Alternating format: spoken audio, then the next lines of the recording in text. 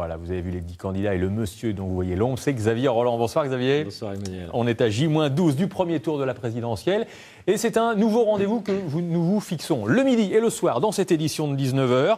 Nous parlons de cette élection, des sujets, des grands thèmes qui la concernent et aussi des élections qui l'ont précédée.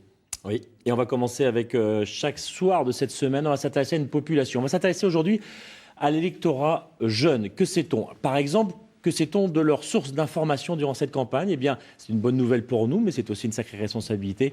De manière écrasante, les jeunes suivent cette campagne à la télévision. Arrivent en deux les discussions en famille, très loin derrière Internet. Contrairement à ce qu'on aurait pu penser, Internet arrive bien plus loin. Que sait-on aussi de leur intérêt pour cette campagne ? Eh bien, un jeune sur deux n'est pas intéressé par la campagne présidentielle. Il le dit. Quant aux 50% restants, eh bien, 7 sur 10 ne trouvent pas forcément de réponse à leurs préoccupations, ne trouvent pas que les candidats évoquent leurs problèmes au quotidien. Alors, leurs problèmes, c'est quoi ? Logement, emploi, pouvoir d'achat.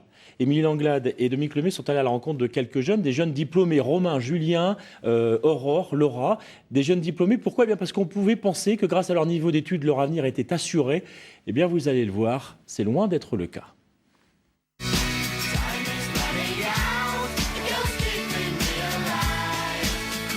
Ils sont jeunes, concernés et hautement diplômés. On leur dit que l'avenir leur tend les bras, qu'il faut y croire. Mais à défaut d'avenir, quand on est jeune, c'est la galère pour trouver un emploi. Cette élection arrive à un moment clé dans leur jeune vie d'adulte. La politique, ça les intéresse, oui, mais pas comme ça. Cette présidentielle, c'est plutôt une campagne que je subis plus que je ne suis. Ils n'ont pas de scrupules à s'en mettre plein les poches, quoi, quelque part. Donc confiance, oui et non, on va dire, ça dépend lesquels. Non, mais je vois pas de société, moi, de proposer. C'est ça le problème. On me propose rien. On me propose des. J'ai pas l'impression qu'on me propose concrètement quelque chose. Je pense pas que le climat actuel soulève un espoir, y compris chez les jeunes. Et d'ailleurs, je pense pas que ce soit l'élection à venir qui participera à un regain d'espoir. Alors que la campagne présidentielle bat son plein, il doute clairement de son efficacité. Regard critique et désabusé. Paradoxalement, plus on occupe l'espace, peut-être que moins c'est clair également. Parce que tout le monde pense pouvoir être critique et analyste de phrases politiques, c'est-à-dire notamment sur des réseaux comme Twitter ou Facebook. Il y a un manque de lisibilité totale sur un programme politique, sur une annonce, sur des orientations que nous pourrions donner à notre société. Si j'avais pas lu leur programme, si je me les étais pas procurés, j'aurais pas su de quoi ils parlaient. Les vrais problèmes d'aujourd'hui, concrets, que rencontrent tous les Français, je n'en entends pas parler. C'est que de l'air, c'est rien de spécifique. Voilà, on rentre pas dans le détail, dans le mordant. Enfin, moi, j'entends pas de vraies réformes, de vraies propositions auxquelles je peux croire ou ne pas croire. Cette campagne présidentielle est plus un jeu de m'as-tu vu plutôt qu'un réel, plutôt que d'une réelle utilité politique. Je sais pas, moi, en tant que Français, je m'y retrouve pas.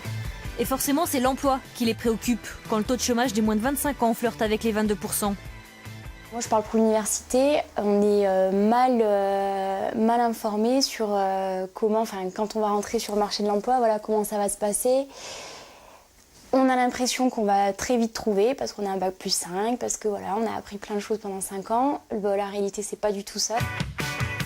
On se retrouve face à des difficultés administratives qui rentrent en contradiction, que ce soit le logement, que ce soit les revenus, que ce soit, on arrive avec des qualifications, le manque d'expérience.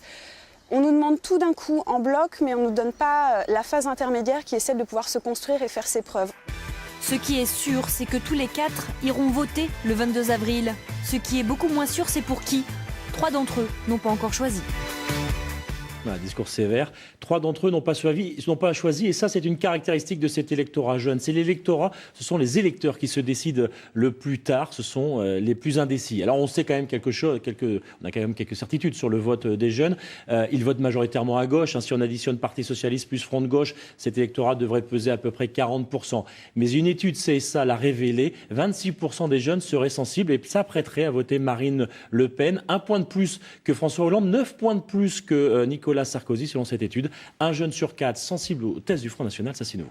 Alors on l'a vu dans le reportage d'Émilie Langlade, ce sont bien sûr des paroles de jeunes. Ça n'a absolument pas valeur de sondage, il faut quand même le préciser. Demain on parlera des agriculteurs. Les agriculteurs, en effet. Autre nouveauté dans cette petite chronique, le micro-trottoir d'Émilie. Ah oui, chaque jour, Émilie Langlade ira tendre son micro à la population sur un thème qui fait débat dans la campagne, qui fait le buzz. Et on commence ce soir avec le permis de conduire.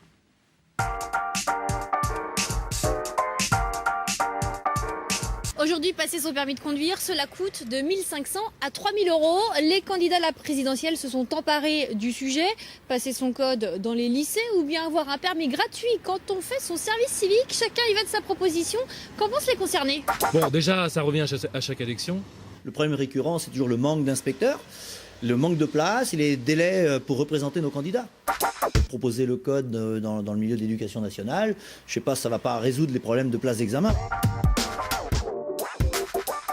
Certains candidats proposent de passer le code dès le lycée. Est-ce que ça pourrait vous intéresser? Alors, j'avance. Je trouve pas ça important. C'est pareil que si on passait ici. C'est vrai que pour les lycéens, ça peut arranger certains qui n'ont pas trop envie de se prendre la tête à aller aux auto-écoles tous les soirs. Si ça va dans les lycées, on va forcément baisser le niveau. Alors d'autres candidats proposent carrément un permis gratuit. Et gratuit pour qui? Ça va bien coûter quand même. Ça va pas se faire gratuitement comme ça. Vous allez bien utiliser des moyens comme nous on fait, vous allez utiliser du personnel. Est-ce que les propositions des candidats sur le permis de conduire peuvent influencer votre vote? Non, personnellement, non. C'est pas le truc qui me ferait changer d'avis par rapport à un candidat. En tout cas, la course aux voix est bien lancée. Il faut savoir qu'en France, il y a autant de détenteurs du petit papier rose que de détenteurs de la carte d'électeur. Ceci explique cela. Il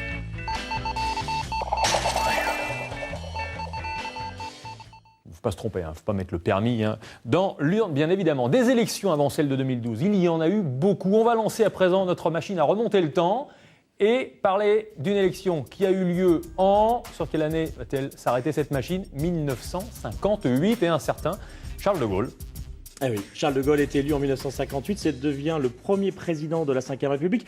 Une Ve République instituée par une constitution juste adoptée à la fin de l'année 1958. Et on va voter le 21 décembre 1958, 3 jours avant le réveillon de Noël, vous avez bien noté. Alors c'est une élection à un seul tour et attention, c'est une élection au suffrage universel indirect. Ce ne sont pas les Français qui votent en 58, ce sont les grands électeurs, 82 000 personnes. Et on a vu donc que Charles de Gaulle arrive en tête avec 78% des suffrages. Il écrase, il y avait 3 autres candidats. On va regarder comment on avait voté en Pays de la Loire. Et là aussi, c'est un plébiscite. Il réalise, Charles de Gaulle, 8 points de plus dans notre région qu'au niveau national, 87%, 90% en Mayenne. Et ça va se confirmer. Les Français, les habitants des Pays de la Loire aiment Charles de Gaulle. Ça va se confirmer en 1965, mais ça, on en parle demain. Merci beaucoup, Xavier Roland. Eh bien justement.